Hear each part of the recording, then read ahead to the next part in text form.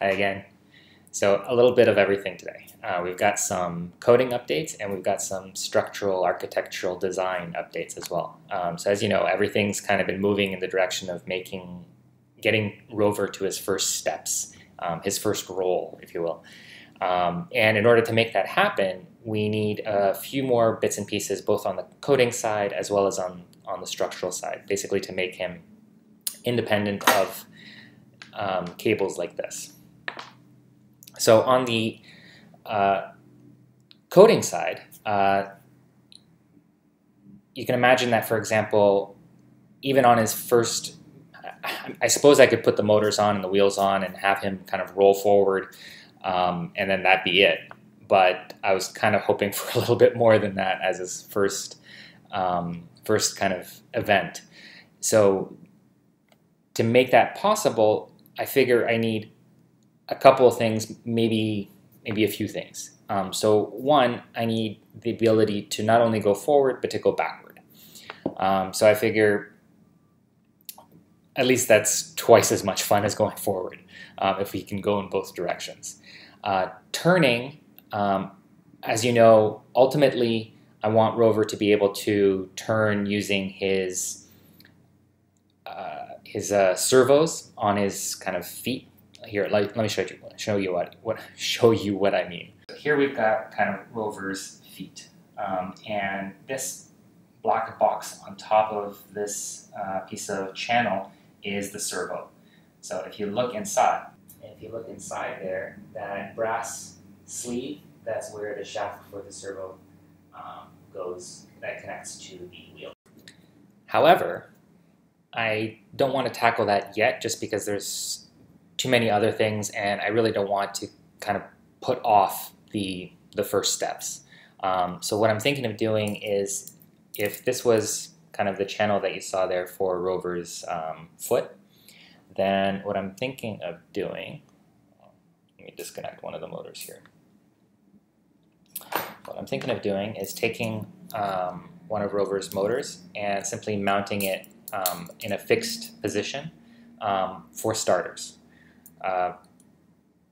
Yeah, I hadn't actually even fit this, so I didn't even know if that's going to work, but that's the idea. And really, it's just to kind of keep the momentum moving forward and get ROVer kind of rolling.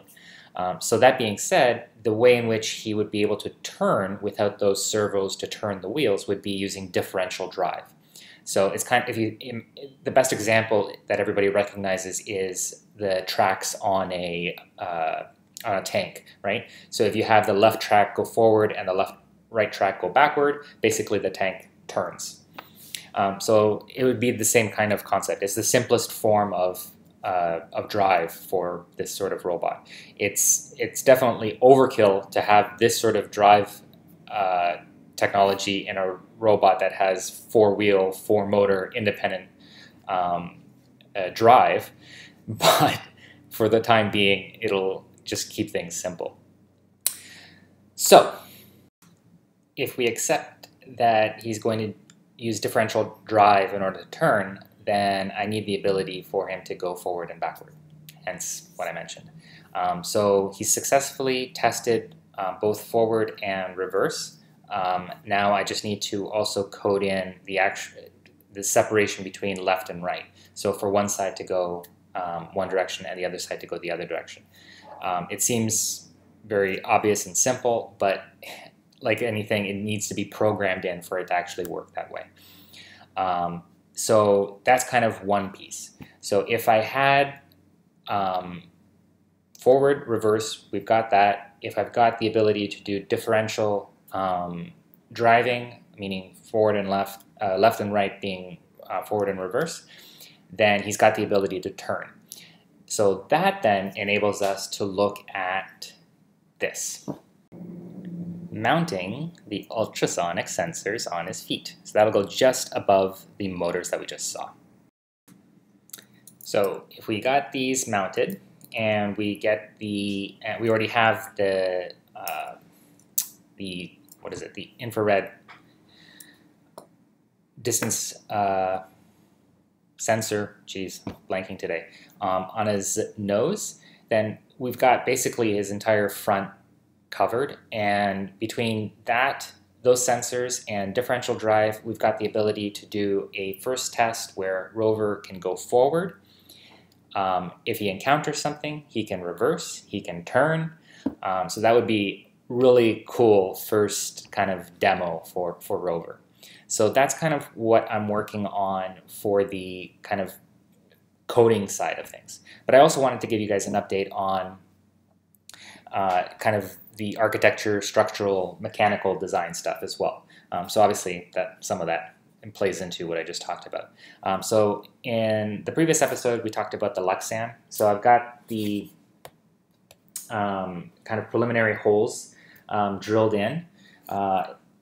What's really nice about Lexan or plexiglass, I don't know if this is true for all sheets, but it was true for these that I got from Home Depot. They're really nice quality, and they come with a protective plastic over top of them, and it makes for a great surface for jotting down. I don't know if you can tell my lines for finding kind of the precise position of where to drill the holes. So I kind of left that on originally thinking I just wanted to protect it until I'm kind of finished working with it, but it actually worked out really well for getting the lines on there. So let me show you what that looks like.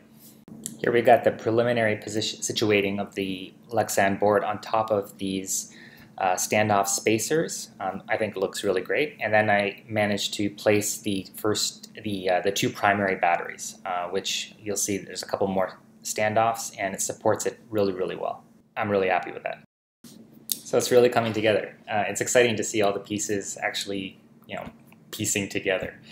So a little bit more coding to do, a little bit more attaching and figuring exactly how I'm going to mount this differently from how I had originally imagined it with the servos and everything.